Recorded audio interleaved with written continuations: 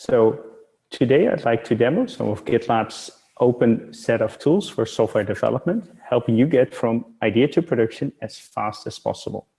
The first step is to install GitLab itself. Today I'm going to use Red Hat's OpenShift, which is a Kubernetes platform that you can host yourself or use as a SaaS. We're going to install everything from scratch, and we'll start by opening up the OpenShift web UI. Here we can create a new project called GitLab.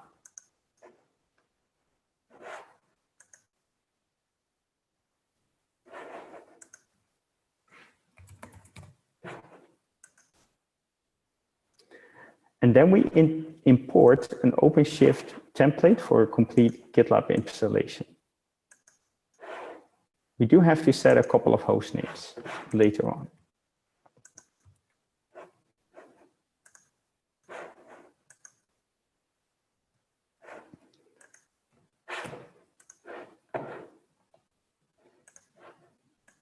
So we imported a YAML template for the installation. Now we set the host names of the most important services we'll need, which are GitLab and Mattermost for chat. Sid, you have to be careful, storage ID. Luckily, I'm getting good overwatched by the expert here. Cool. Boom, we got a new GitLab installation with several containers. They are running the GitLab Rails app, Mattermost for chat, Postgres, Redis, and GitLab Runner for CI and CD. This is everything you need for application development in Kubernetes. I'll take a few minutes for GitLab Rails to configure itself, so it's a good time to describe what we're covering today.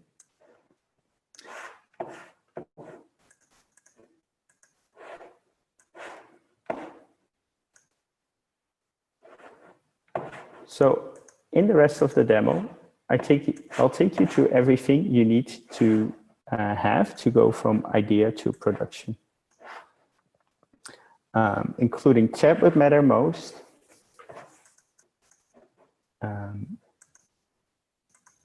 issues, planning them, coding them, committing with version control, merge requests for code review, testing with continuous integration, getting peer reviews with live review apps, continuous deployment to staging, and closing the loop by deploying to production directly from chat. And lastly, cycle analytics to measure how fast you've gone from idea to production. With GitLab, everything is integrated out of the box. So as soon as we got GitLab running, we'll open it up and set up an account. Right now, you can see that it's still running. Here are the different containers. This is the GitLab container. This is Mattermost. This is Postgres. This is Redis. And this is the GitLab Runner container. And the great thing about the GitLab Runner container is that it will scale automatically.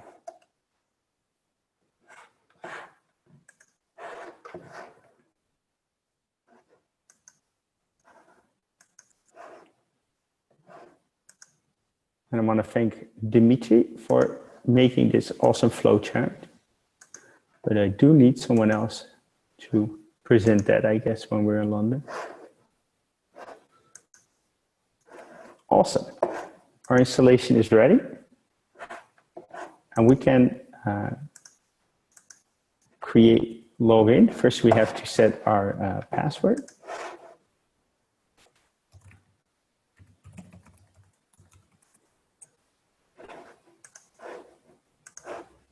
And now we can log in.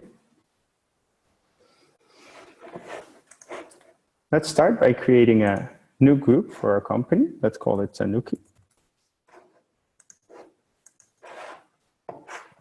And let's now create a new project to start off with.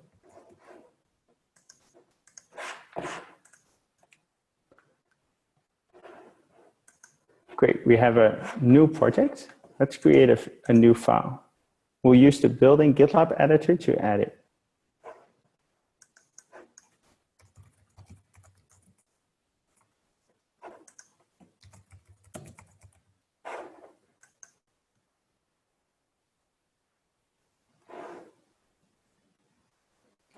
Of course, this is just a static file, not an application yet. But we're using OpenShift's really easy to use Docker. GitLab offers a set of Docker file templates, and that we can use. So let's go back. Let's add a Docker file.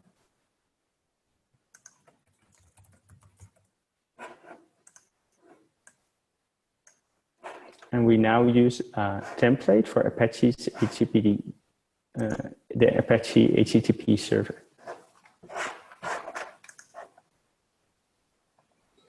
The next step is to configure CI, but first we have to set up some project variables that CI needs in order to create deployments.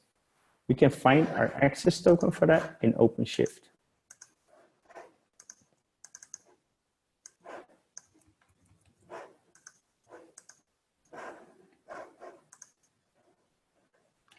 Now we're going to go back to GitLab, where we'll add that as a variable.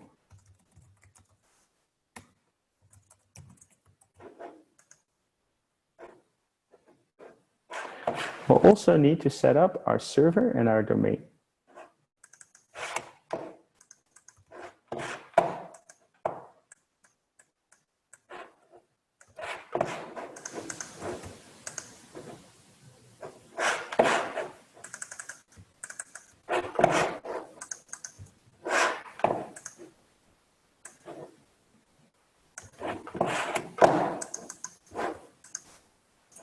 Great, now we're ready to use GitLab CI. Luckily, GitLab also provides templates to make it easier to set up CI.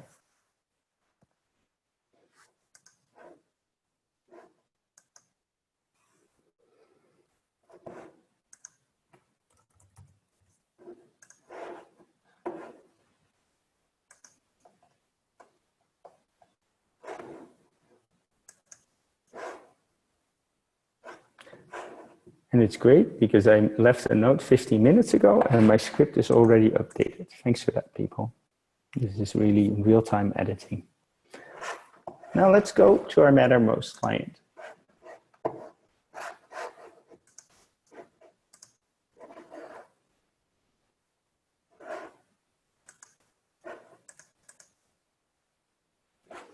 We can get there from our OpenShift dashboard, and Mattermost is an open source Slack alternative that comes bundled with GitLab. Because of the tight integration, I can use GitLab single sign-on and it will know who I am. I'll now create a new team.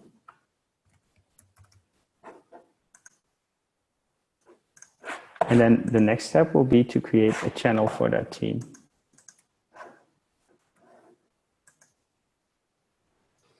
This channel is where the team would discuss the project and come up with great ideas, such as, let's improve the homepage.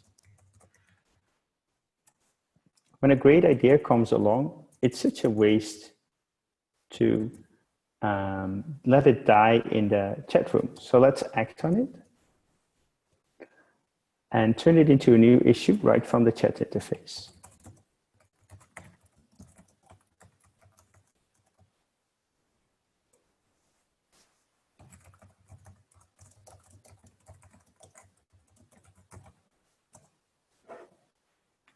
Great. Now that we have it, we can click on to the new issue. So we got the first issue on our new project.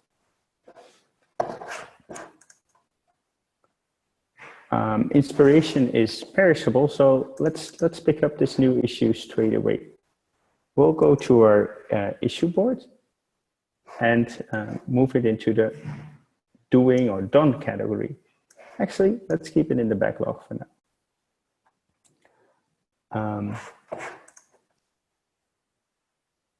After we planned an issue, we want to get coding. Of course, we could code using our local laptops, but we have to waste a bunch of time setting it up. And since we set up this project to deploy automatically to a staging environment, GitLab provides terminal access to that environment.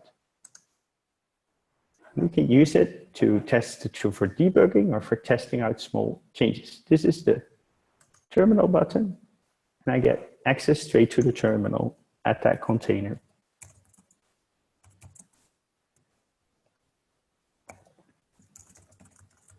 I can make a small change. So now we want to see the effect of this change, and we can see have a link to the application running in production, and we can see that the template was updated. That looks pretty good, but we didn't commit anything, so this will be lost the next time we deploy. So let's move on by committing to source control, and we'll do that with the GitLab web editor. I'm just going to make a small change to the homepage by adding a header to it.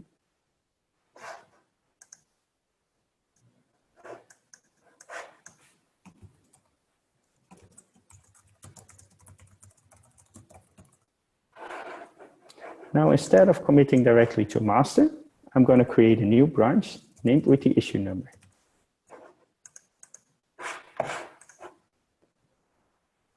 This gives me an option to create a merge request for us.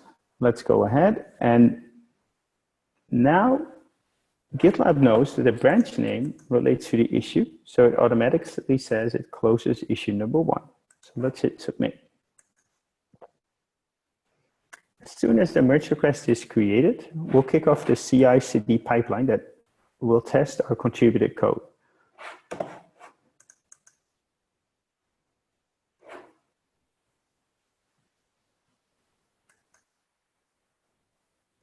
So here we see a simple type pipeline that contains 3 stages for build, test, and staging. There are 2 parallel test ones.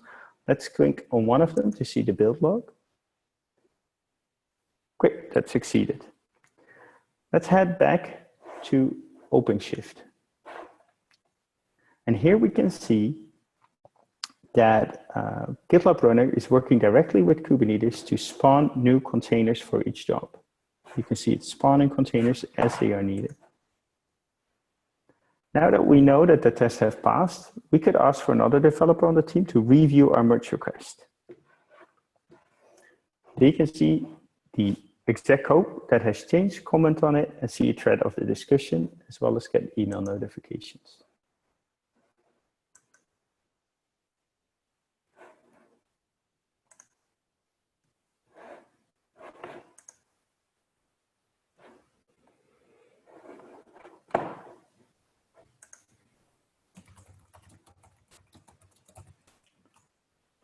Cool. This is an example of leaving a comment for another developer.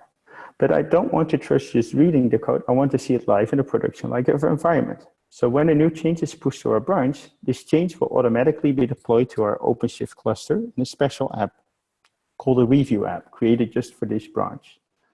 Let's see our deployed job that is executed as part of our pipeline. If it's still running, we can follow its progress. So now that it's finished, if we go back to the merge request, we'll see a new status that it's been deployed and a link to the actual app. So that's what I just clicked. It's this one. So this looks great. We're happy with the changes. Let's click the accept merge request button to merge the changes.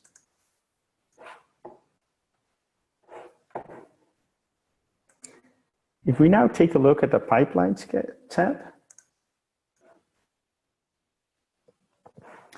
we can see that we're rerunning CI on master to make sure that the changes are deployed, and to make sure that the test still passed after the merge. Actually, we see the history of all CI/CD pipeline runs, and if there are any failures, they'll quickly show you the stage where any run fails. Going back to the merge request, we now should see another, it should be in the merged ones. We now see another status that indicates it was deployed to staging.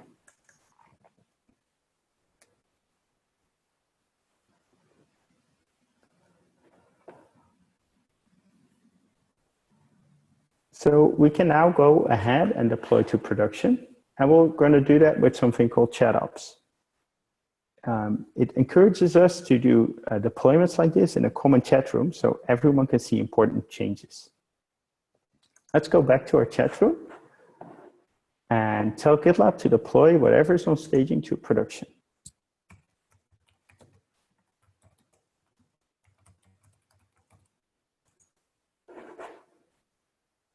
So we'll now click on the link we created,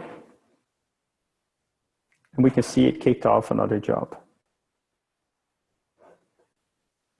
If we go back to pipelines and environments,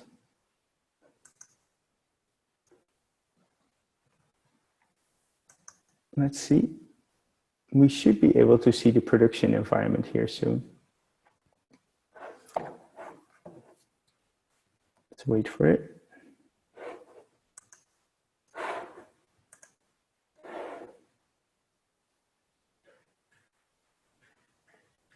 There it's going with the deployment.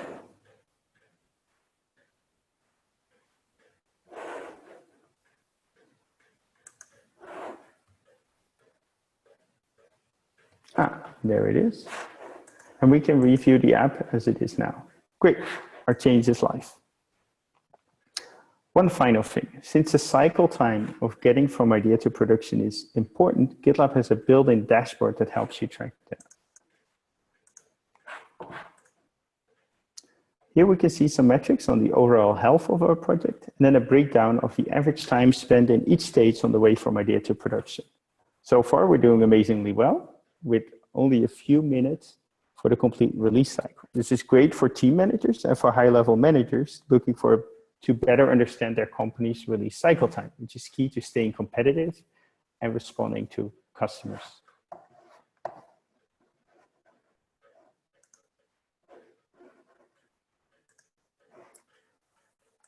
So that is it. We've taken a little journey in less than 20 minutes. We've installed GitLab from scratch, taken an idea through issue tracking, planning with an issue board, coding in the terminal, committing to the repo, testing with continuous integration, and reviewing with a merge request and a review app, deploying it to staging with continuous deployment, deploying to production with ChatOps, and closing the feedback loop with cycle analytics. This all on top of a container scheduler that allows GitLab, the GitLab runners for CI, and the applications that we deploy to scale. Welcome to GitLab. Woo! Bravo. That was freaking amazing, Sid. It was awesome. Yeah, this is amazing. And this is amazing what the team achieved in like a few weeks. We had a daily meeting, and every change that we wanted happened so fast. I'm also very surprised that we could give this demo in 20 minutes. It's really quite an achievement. Like most applications take longer than 20 minutes to set up. If you want to integrate all Atlassian applications, it takes you 1.5 days. With GitLab, you have GitLab set up in 10 minutes, and then 10 minutes later, you're already continuously deploying your app to a container scheduler. So this is a game changer. Great job, everyone. That is so powerful. This is just an absolute killer.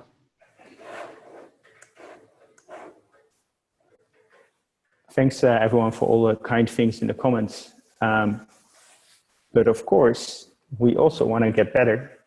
So I want to open it up to questions, concerns, stuff that could be better.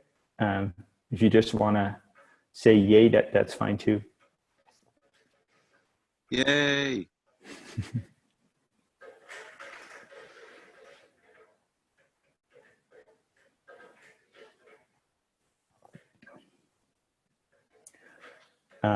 You can ask both via the mic or in the chat. Hayden, go ahead. I think that was someone else, Sid. No. Oh, okay. I was just wondering what happened to the issue board. There's supposed to be a little prompt telling you to add the default lists. Where'd it go? It was gone this morning, Mark. It was gone this morning. Oh, damn. I wonder if we remember that setting or something in the browser and it cached it. I don't know. That's weird. First one to Paige's question. Where is Paige's question? How big is the screen going to be? Yeah, that's a good one. We need a massive screen. I haven't realized that. Oh, Paige asks, can we use EE, not CE?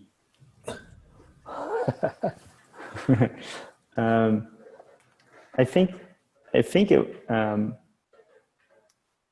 two things. Like this whole cycle is available in CE. So at least we got to make sure that there's no confusion about what is in CE and EE. So I think that's powerful. Also, it would add an extra step to the demo of uploading your license key. So I'm not sure about that. I see the benefit in saying, well, this is even better with EE, but I think we have to tell that story on its merits. As part of our stewardship of GitLab, we say that all the major things are also available in CE, and at least all the major things that are mentioned in our scope, and that those are these 10 steps. So I think it's okay to show it like that. As Clement says, get them hooked on CE and convert them later. I do think that for this release, 8.13, we got some pretty awesome EE-only features. So we have some new ways to persuade people to upgrade.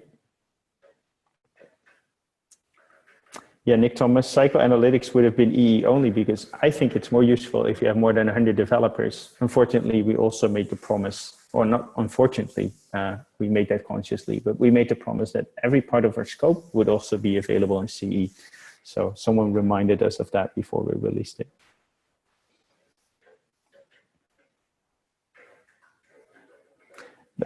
Phil says the default list prompt is hidden by a cookie. That's interesting. I think the solution is obvious. It should be the first time someone accesses a project, not with a cookie, because it's project specific. Nur wants to kill humans. Nur, I don't think that's a good idea. But I'm very happy with the chatbot too. Please, people, chime in with questions. What are things we can do better? Clement said, wasn't there a bug with the merged MR tab count? Yes, it was. I had to go to a tab count that said 0, but it still had this closed merge request, so that was a bug.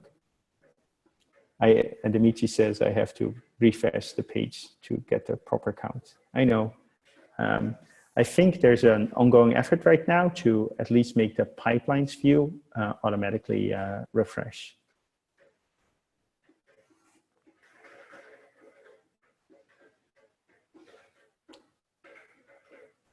Mike asks, what about Job's earlier comments?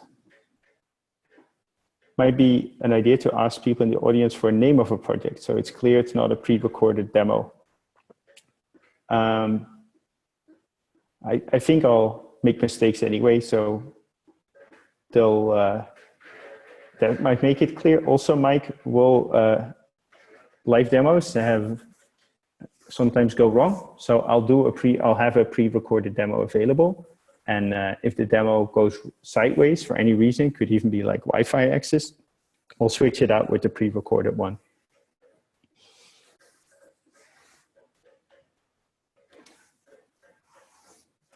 Dimitri wants me to refresh the current flowchart page. Let's do that. There you go, Dimitri. Everything's expanded by default. That's great, thanks.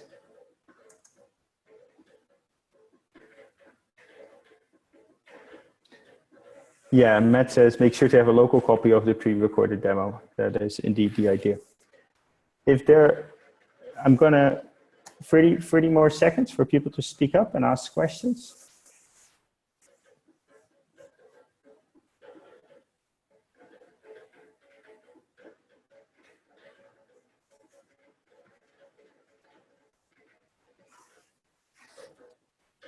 Yeah, Phil, about the issue board cookie, I named the project the same every time, so that might be the problem. Same URL, same project, etc.